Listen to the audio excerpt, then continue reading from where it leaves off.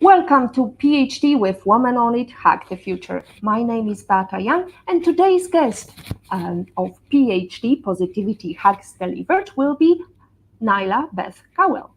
Topic: Empower Your Tech Journey interview with Nyla Beth.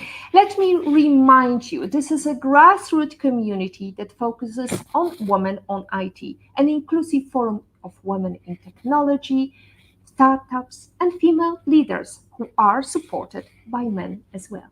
And I bring heart to that hustle because empathy is my motto, and empathy is critical when you are empowering your tech journey. First, let me remind you some of the things that's been happening in the world of technology and our community. Congratulations to Amazon Web Services Executive Director Rashika Ramal for winning the Africa Tech Award for Women in Technology Leadership and finalist for the Leader of the Year Award. Good luck and congratulations to our former PhD guest, Alexandra Kunish, on her upcoming event at Dev Trends InfoShare on May 23rd in Gdańsk. We wish you all the best, Ola. Finally, cheers to Priyanka Komala, former PhD guest, on earning her certification in AI for product management. More successes, the more merry our community is. Priyanka, wishing you more starry rewards. Now, let's go back to our topic, episode 143. We have to look to level up our tech skills and become a powerhouse in your field. This interview is for you. We are sitting down with the incredible Nyla Beth Gawel, a strategy rock star with over 15 years of experience crushing it at Fortune 500 companies. Not only has she climbed the corporate ladder, but she is also a mom, a philanthropist, and an all-around inspiring woman. In this interview, you will get the inside scoop on cracking the tech industry. Nyla Beth will share her battle-tested tips on navigating the tech world and landing those dream jobs. We'll also explore how to find the balance. We will learn how Nyla balances her career with her personal life because, let's face it, achieving success shouldn't mean sacrificing everything else. Thriving through change, learn how Nyla Beth adapts and thrives during career transitions, so you can too. Nyla, let's start with a simple question. Where in the world are you today? Today, I am sitting outside of Washington, D.C., in a suburb called Bethesda in Maryland, enjoying a lovely sunshine day of 80-degree temperatures here in the mid-Atlantic of the United States.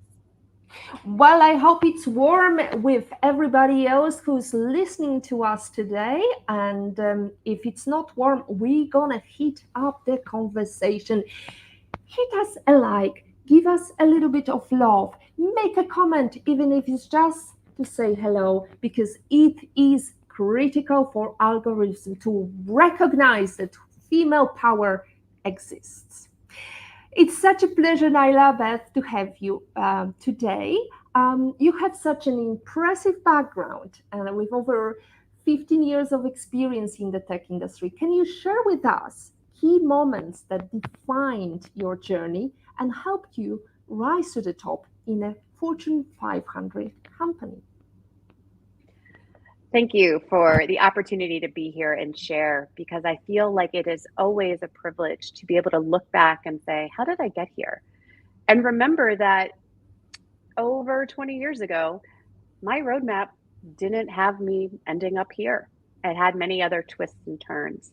I feel very fortunate that at the time that I was coming into technology, it was in the late 1990s, early 2000s, where organizations and companies were really getting their hands around how technology was going to change what they did, how they did it. And in my area of national security and safety, working with the government and with companies, it was really going to be used to improve the lives of citizens. And an inflection point for me that really established the first turning point in my career were the unfortunate tragic events of September 11th. At that time, I was working with in the U.S. Department of Justice, working on counterterrorism technologies. What could be done to understand and intercept different types of communication, and that became Homeland Security technology. So we saw this shift in the world and the role that technology and government was going to play in our daily lives for safety and security, and it really changed my career path. It opened me up to work with different research organizations, different companies, different laboratories who were all looking at how could you take the creativity and the future of tech and not just do it for us as consumers, but apply it to the needs of citizens and countries to improve safety and to improve security. And that really became the trajectory of my career, working with companies that had global missions, not in the consumer space, but in the public service and public safety arenas. Fast forward over a decade or so, and what I realized is that when you're in these companies, it's not enough to create the technology, but it's really important to understand how can it be used? How is it used ethically? How is it used safely? How is it maintained? And it allowed me to move into not just the role of designing and helping people adopt technology, but into the corporate structures to help guide what are the roles that companies have if they are in technology spaces. And then I became known as a corporate strategist. What's worth investing in? How do you do it? And how do you get people really excited about it? Nyla Beth, mic drop. I have no more questions because you know what? You just nailed one thing that I always tell our ladies. You need to be able to tell a story. And starting with 9/11, which is so relatable, I think so many people still know what happened, still remember. I believe that was the pivoting moment of starting your story and getting the right hook. So now, breaking into the tech industry can be daunting. What advice do you have for someone who is just starting out and aiming to land their dream job in tech? The first thing to understand is that the tech industry right now is every industry. Whether you be interested in retail, skincare, health, wellness, national security, telecommunications, AI, everything we do around us, even scheduling how we get appointments in our day to day lives is tech enabled. So, for people who are excited about moving into the tech industry, I challenge you to think about, do you want to be creating the technology or do you want to be helping people embrace and use it? Those are two very strong paths, both of which give you a strong foothold in technology, but create different opportunities to figure out, do you need the technical skills to build and design it? Do you need the customer skills to understand how it's used and what the needs are? And I challenge everybody to remember that tech is not in its own silo now. It is something that we use in every facet of life. So whatever your area of interest is in tech, see if you can narrow it down. See if you can figure out if you like to build, use, problem solve with it, and look for your entrees there. Because the way you get in is going to be where you get your greatest passion, and it will really create the foundation for your trajectory. Hmm. Beautiful, thank you, Nyla Beth. That reflects what your career has been. What did you find most daunting for you when you were trying to get into technology or into more exciting role? The thing that was most daunting to me about moving into technology was feeling like I didn't have the right technical knowledge or the right training. What I quickly realized is that the people that I was working with who had technical degrees, even some who were PhDs and had doctorates, technology was moving so fast that even though they maybe had certain trainings, it didn't mean they had the expertise needed for where technology was going. That served as an aha moment for me because I didn't anymore fear that I did not have what was required to enter the room. But instead, I realized that we are all learning. So, what do I need to learn today? not worrying about catching up, not worrying about having the credentials, but really focusing on what do I need to know? How can I best understand what is unique about these technologies, what some of the standards are?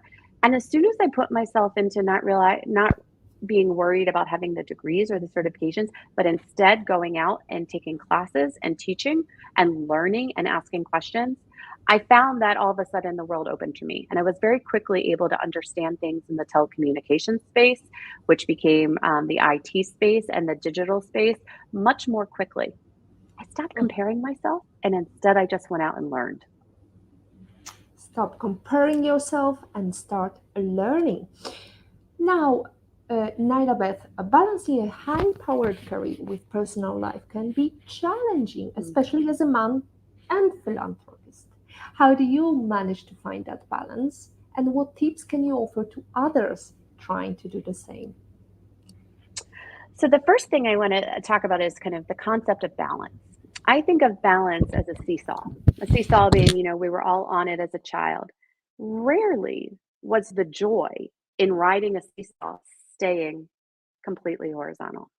The fun of the balance was moving up and down and learning how fast you wanted to go, what you were willing to trade off.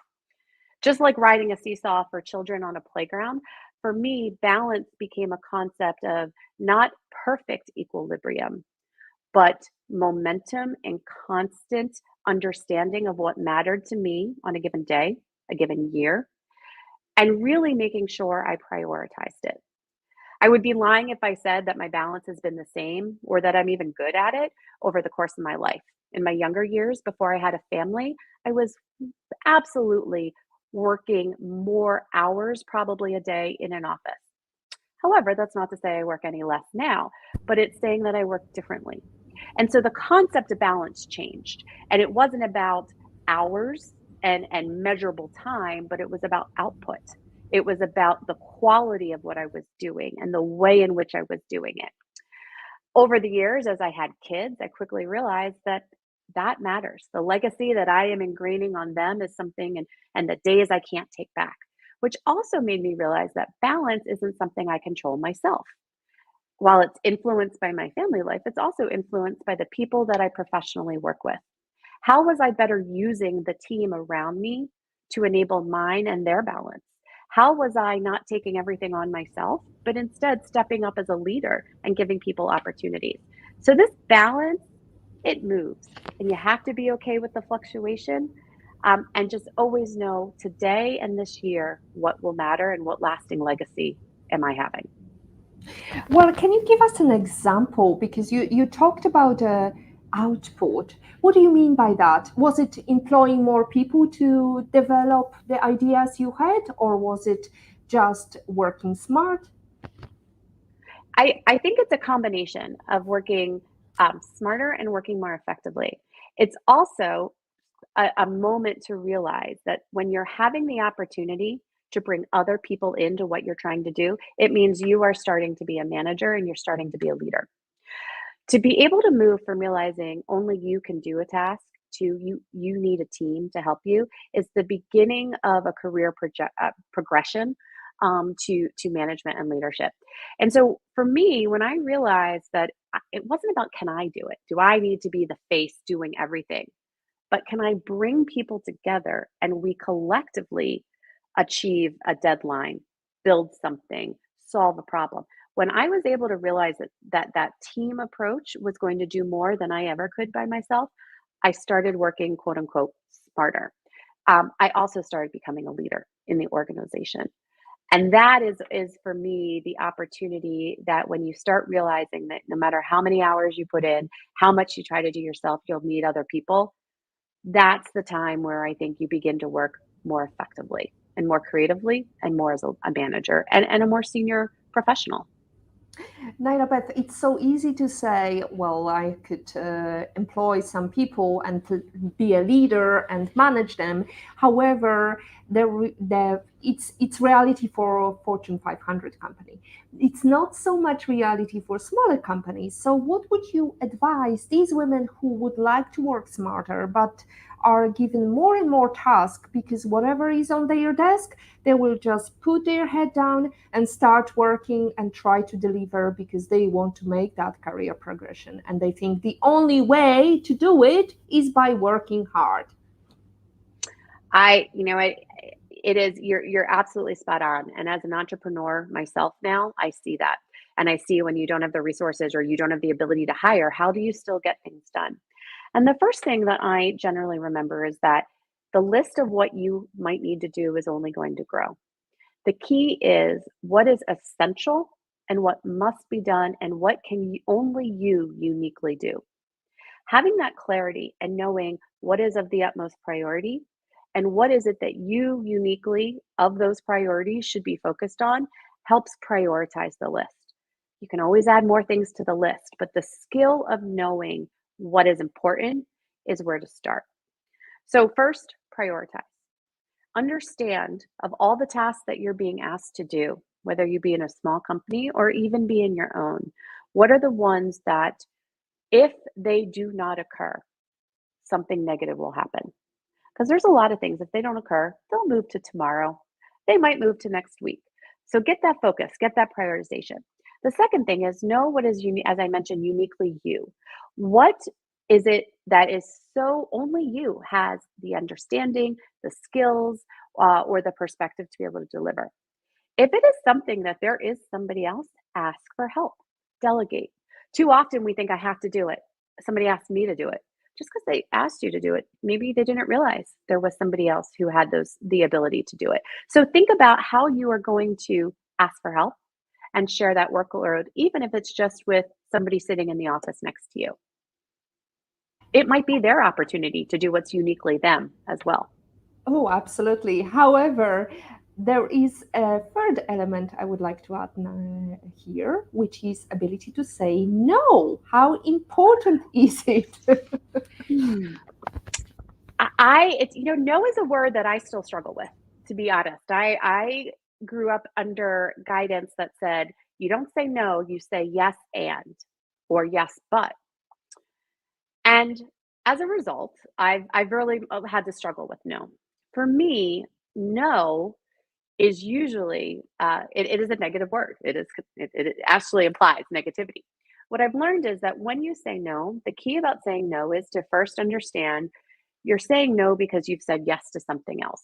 So again, understand that when you say no, people don't like to hear that. So be very clear. Say, I have understood the priorities to be one, two, and three. You're asking me to do something that's number four or five. So I'm going to say no at this moment so I can focus over here. You don't have to necessarily give that explanation, but it allows people to maybe say, she is saying no because she has the understanding of what matters. That's a way that whether it be your manager or your colleague, you're helping them. You're helping them understand prioritization. The other side of saying no is no and giving an advice. This is sort of like saying the yes, but, or the yes, and, only it's the no, and. No, I'm not able to do that, but have you thought about asking somebody else? Have you thought about maybe waiting until we get done a few other tasks? Offering people a path as to where they can go take that ask that they're coming to you with and put it someplace else. The key thing to know is that when you do say no, if you say no all the time, it comes off as maybe that you're not able to do it. So think really strategically about what should you be saying no to and what should you be finding a way to get to yes. Hmm. Nyla Beth, I'm surprised that you admitted to your little flaw here, which is ability to say no. It's so difficult. However, with as you mature with your career, I'm sure it's much easier than it was at the beginning. We have one comment from Patrick in IPO VIT, in Patrick's opinion. Spot on, Nyla Beth. It's to your previous comment. Great insight. Autodidactism rules. Go read, go learn, and never fear the folks with qualification in a dynamic sector. Indeed, I agree with that. Now, Let's go into delivering remarkable results. And you're known not only from uh, delivering these results, but also your collaborative leadership style. Can you share an example of when teamwork played a pivotal role in achieving a major goal? I believe teamwork is essential to achieving any goal in your personal life or your professional life. One of the opportunities that I look back on in my career that is, to me, one of the prime examples of different people coming together with very diverse expertise. It actually was when I was asked by a company for which I worked to create a new concept of an innovation center. The purpose of this innovation center was to really become the physical manifestation of a new way of working. This was in the mid 20 teens. And the idea was, how do we create a culture of innovation? And I was asked to lead it. Now, there's a lot of people who said, go build a laboratory. Other people said, go create a co working space. And people had their answers as to what this was going to look like. For me, when you're given a task and you're looking to define success, so often people already have a preconceived notion. But the key for me was thinking first and foremost, what are we trying to achieve? Really going back to the core of why and asking yourself, why is this task essential to an organization or to a team? What, if we are successful, will be different tomorrow than what we're doing today? And in order for that difference to occur, who will both be benefited by it and who might be challenged and or at risk?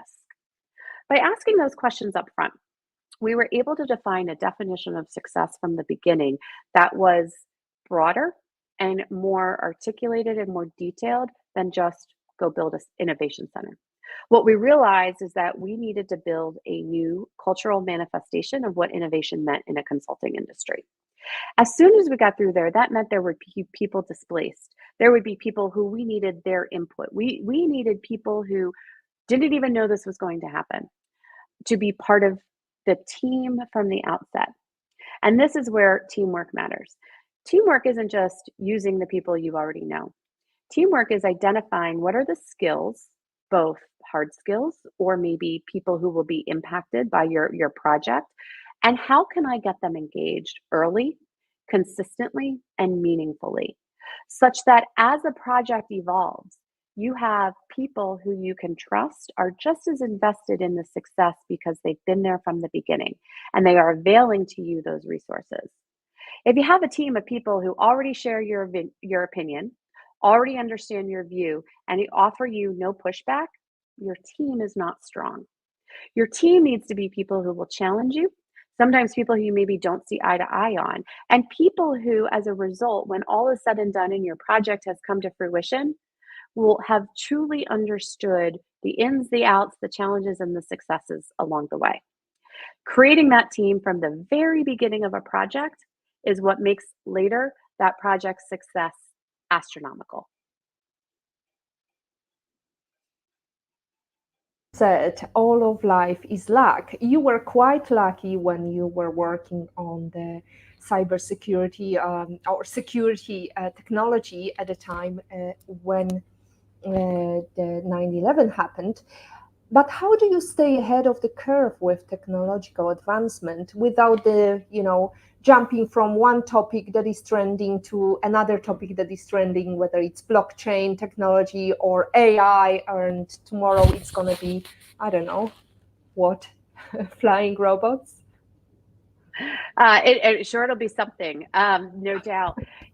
For me, especially in the field of technology, recognizing there's a hype cycle and there's always something new out there, I found that I get the best focus on understanding how does it affect me on a day-to-day life. And I use my mother actually as my example. How might it affect her? And you might say, well, if you're thinking about the big tech industry, why are you thinking about how you explain this to your mother? Um, and it became down to understanding what is the purpose of the technology? What problems is it solving? And if those problems are shared enough in the market, then they are something that that is something that's going to be important to learn about. So take, for example, AI. Right now, we hear so much about artificial intelligence, but I try to put this into, why does it matter? How much about this do I need to know? And then I think about how you go about thinking and planning a vacation right now. Something simple that my mother actually has to do. How does she understand how the recommendations that come from an AI tool or a bot on a travel website, how they are shaping her view of her must-see sites and her visits? As soon as I can put a technology into a real life example like that, I begin to understand both why it's important, the risks associated with it, and the important understanding for me being in the industry as to how much do I need to know and how much do I need to understand where this technology is going. Now, let me juxtapose that against other things that are out there that are maybe a little bit more hype. They're probably hype because right now the use case is not clear to us on a day to day, very addressable way. That doesn't mean that I ignore them, but it means for me and how much for where I am, I want to lean in to investing, learning, training. I kind of wait till I get down to knowing what are those use cases and are the use cases broad enough that I'm going to see actually market adoption, market opportunity, and market risk. Um, for me, I like to learn. I have a learning mindset, intellectual curiosity, and the ability to pull whatever that tech trend is into something you can see day in and day out and that you can explain to somebody outside the tech industry. As soon as you can do that, that's a tech you better be paying attention to. That's a form of technology you should be learning about because it will become pervasive. That's beautiful that you take inspiration from your mother. And talking about mother, here's what mother of fashion says, Coco Chanel. Women are always saying we can do anything that men can do. Well, of course we can. We always have. The point is, we do it differently. And how apt is it in terms of your approach to innovation? And here is another comment from Patrick. I always loved. Oh, we have created a committee to design and build an entrepreneurial innovation center. Facepalm. Heard that before. Hashtag lost cause. Now, speaking more seriously, your involvement in philanthropic boards and community service is inspiring. How has giving back influenced your professional journey and personal growth?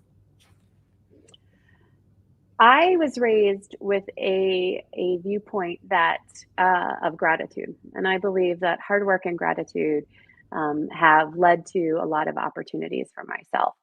But part of that means I need to give back. It's not enough to say I'm thankful for my opportunities. One of my passions is creating opportunities for others. Being involved in philanthropic work, which comes in the form of serving on fundraising boards, even donating my professional skills to organizations and nonprofits. One of the things I find is it's a really great way to practice. It's a great way to practice building your business acumen, building your customer success, understanding and skills, and also a good way to practice sometimes the softer skills or ones that don't are not required of you on a day-to-day professional scenario. For example, the act of fundraising, the ability to go out and ask people to donate money to a cause. For me, a lot of times it's Children's National Hospital here in DC or the American Red Cross. Those are two organizations that to go and ask somebody for money, that can be an awkward thing to do. If you are a startup, you have to go ask investors for money, and it can feel very personal. Through my philanthropic work, I actually got to practice what it's like to ask for money because all of a sudden I wasn't asking for money for me or for my business. I was asking for a cause, for a passion, for an organization that did good in the world. So although it didn't feel like something that was per se benefiting me professionally, it was practice. That's the same practice that you can develop to ask when you have to do your own salary negotiation.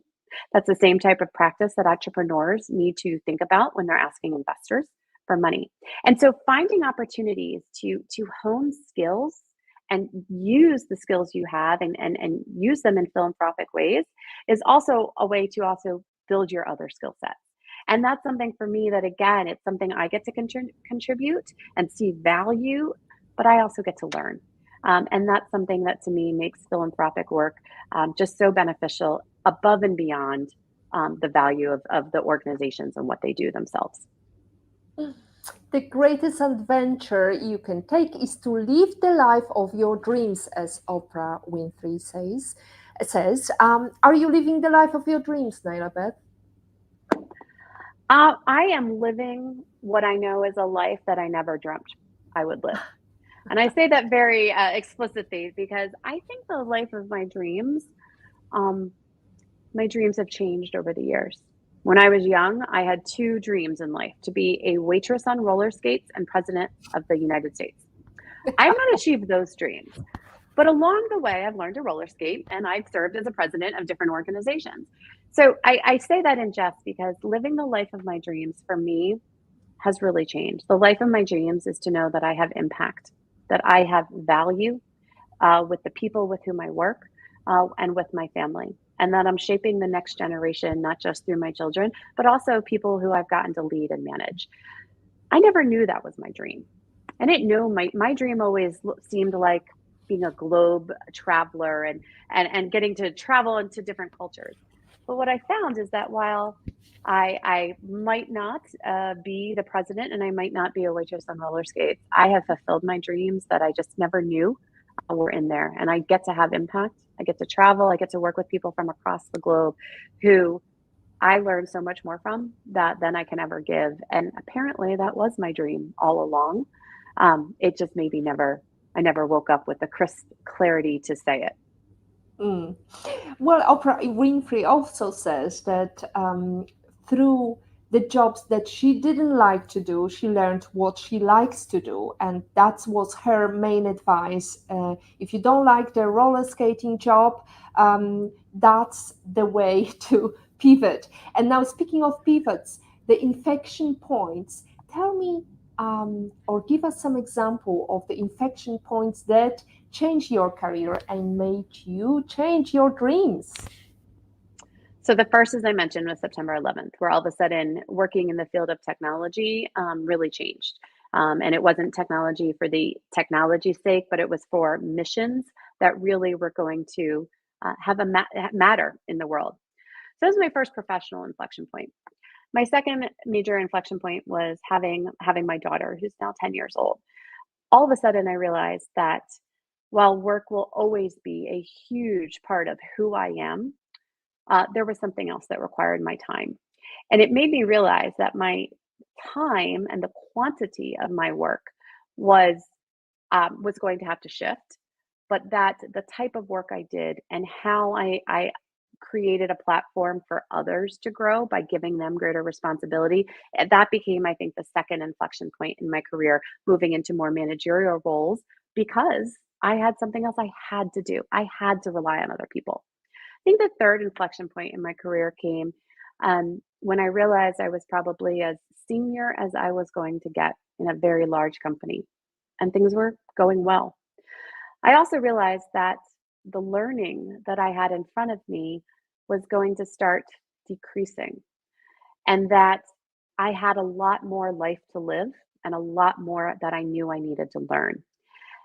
And all of a sudden, I realized that while things looked fantastic and on paper I had a great role, a great title, what could be different? What I realized is I had to push myself. I had to take myself out of my comfort zone and go into an environment that was going to challenge me to learn things, as you mentioned about Oprah, that I didn't already know. And that would be the catalyst for probably the next decade or 20 years of my professional being. That was a few years ago when I decided to go and be a entrepreneur and leave some of the comforts of a large organization. The learnings as I've been in on this inflection point are that I'm betting on myself and I'm investing in myself and recognizing that, going back to that, having impact, helping and working through others is all still doable. Only this time I'm getting to create the networks that do it. And so this is, I say, the era of believing in myself, betting on myself, and recognizing that everything I've done up until this point has prepared me to not just be an instrument of an organization, but go and create the organizations. Nyla Beth, I'm wondering because it sounds so easy peasy, but pivoting and starting your own entrepreneurial journey takes a lot of effort and preparation. What did you prepare in order to have the worry of what do I put on the table tomorrow in case I don't have that stable job? Yeah.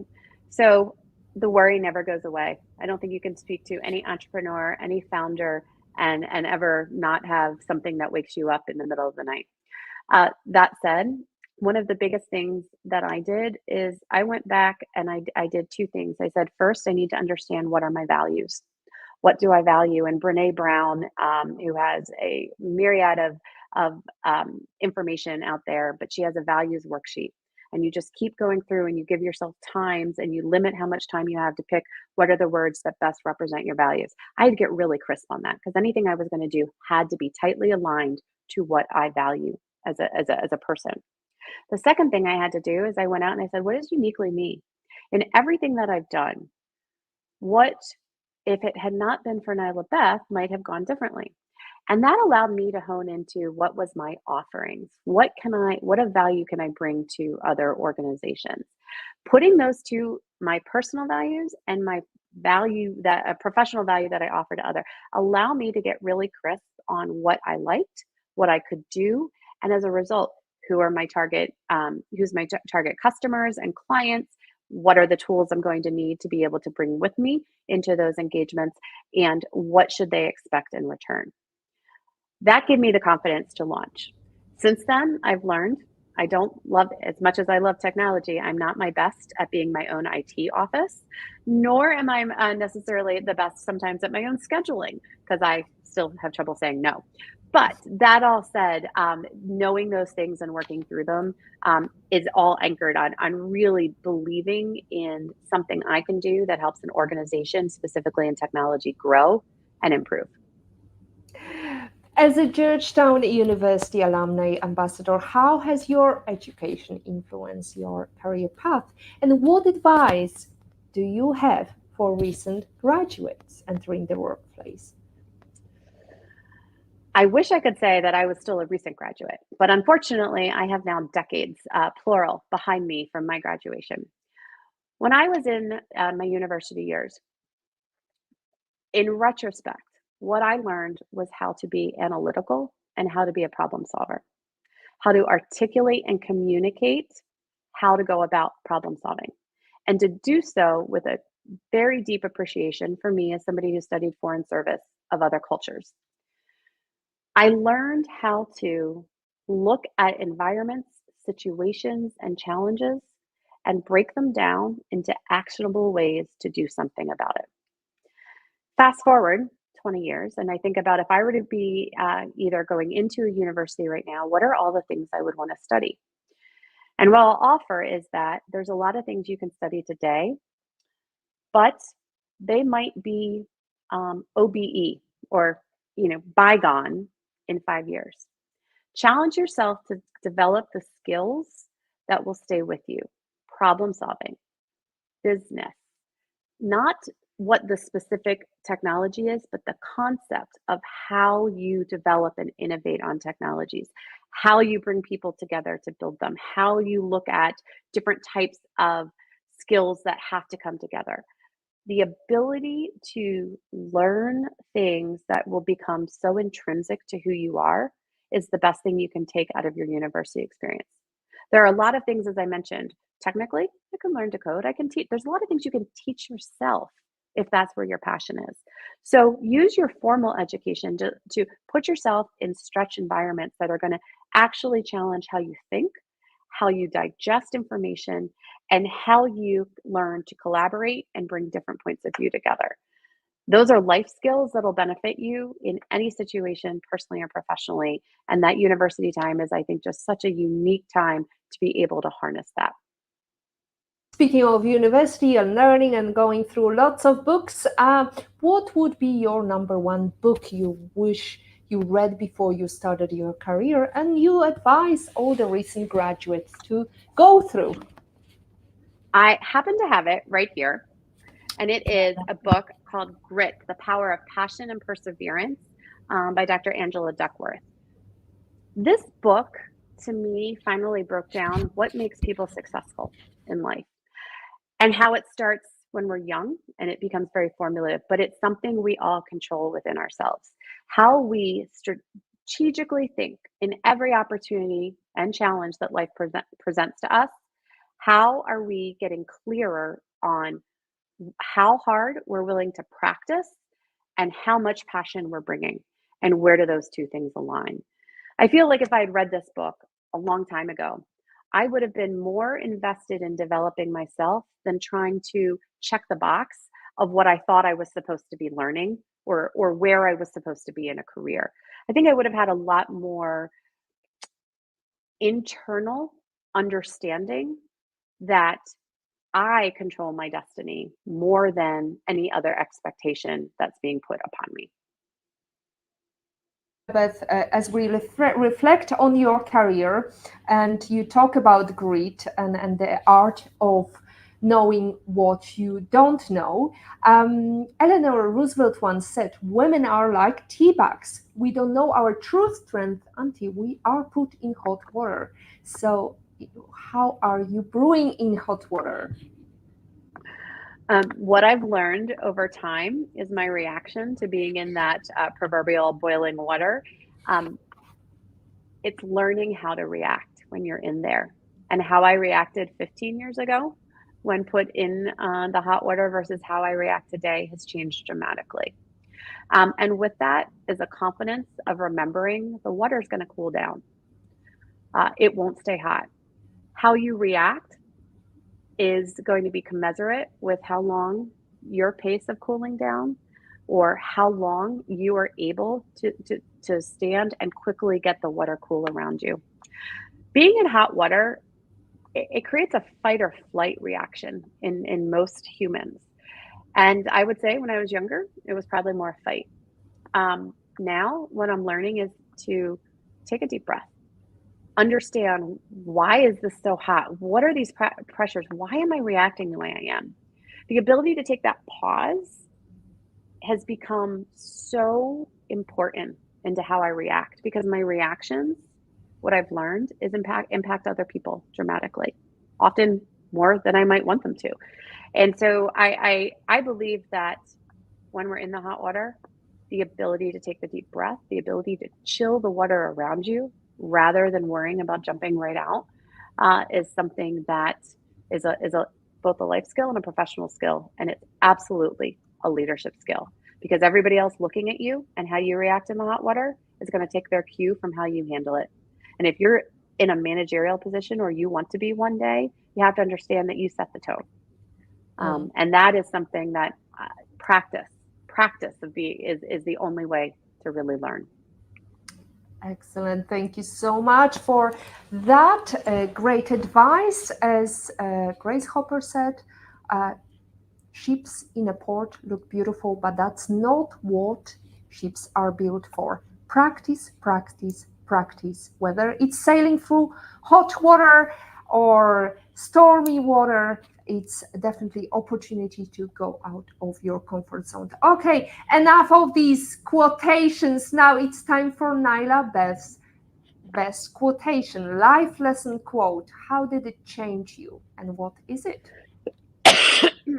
I have, first I'd say, you talk about quotes. I have a little deck of cards that I got, and they're different. And every day I flip through to a quote that I need for the day, just to give me a little extra reminder that I'm not alone. I'm not the first person to deal with this challenge. Of this little deck of cards, the one quote though that I use every day, and it matters in my professional being, and it's what I advise of leaders, especially people leading large organizations, but also for people who lead families, lead groups of friends. It's a quote that says, if your actions create a legacy that inspires others to dream more, learn more, do more, and become more, then you're an excellent leader. And the source of this quote is not somebody who's held per se a big executive position or led a government, but it's the infamous Dolly Parton. country music star, who really has realized that being a leader is not about what you accomplish, but how much you create the capacity in others to want to accomplish more. That is one quote I use every single day. It's my role as a parent. It is my role as a manager. Mm. That's a beautiful quotation. And I also have to say that I'm a great fan of Dolly Parton, especially given the fact that she used some of her proceedings from I Will Always Love You song. It transpires for some charity work. And, like every blonde in this world, she was underappreciated. And we know how great role model she is, not just the country song singer, but also she inspired many, many next generations. And we have some great words from our community. Jamil Navarrosa says, hello, PhD, love the discussion today. And we have Juliana Coelho saying, learning is a skill. So thank you very much, our lovely audience, for leaving comments. And Patrick, oh, I would almost forget to mention that Patrick also left a final quotation here, well, final word. This has been a fascinating and passionate show. Thank you, Nyla Beth and Beata, another epic PhD. Indeed, ladies and gentlemen, we are not leaving yet. Let's imagine you could meet anyone in the world for a private breakfast. Who would you invite and where would you go to have that one-on-one breakfast? My private breakfast, and it might be brunch, might be a little later in the day, but it would be with Madeleine Albright, who not only was the first female Secretary of State for the United States, but was also a professor at my alma mater, Georgetown University. Unfortunately, I didn't get to have her at the time because she was busy serving as Secretary of State. But there's a quote that she often has been referenced in, that hell has a special place for women who don't help women. And what I find so powerful about that is that it's a call to action, that those of us who have unique experiences and those of us who whether we be starting our careers, whether we be in the middle, or whether we be towards the end, that in everything we do, we have a responsibility to pay it forward, lift others up. And I think that's true for everybody, especially for women helping other women. I would love to have brunch with her, and I would have it at the Tombs. The Tombs is a basement restaurant in Georgetown University, frequented by the students there. I'd love to have it in that environment because I think ultimately she was accessible. She came from, often she would say, sometimes some humble beginnings. She went through so many challenges and setbacks in her life and through her career, but she was always a person, and she always wanted to engage with others. And I would love to be in that setting where she had been a professor, in an arena that is really where everybody's, just at the bar or just in the corner booth, and equal again, across all stages, and to learn more about what it was really like.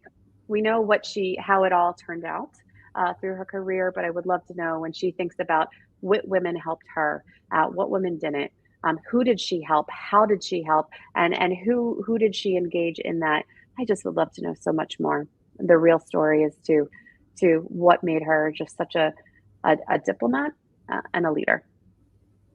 Thank you, Nyla Beth. That is a great inspiration to many. And you also inspired us today. Thank you for sharing your incredible journey and insights with you. What is next for Nyla Beth? Any exciting news to share with us?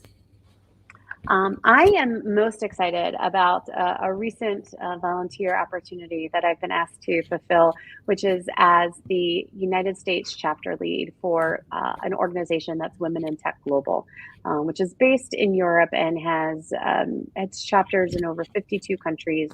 And it really is truly a movement to get more women engaged in tech, interested in and connected with each other.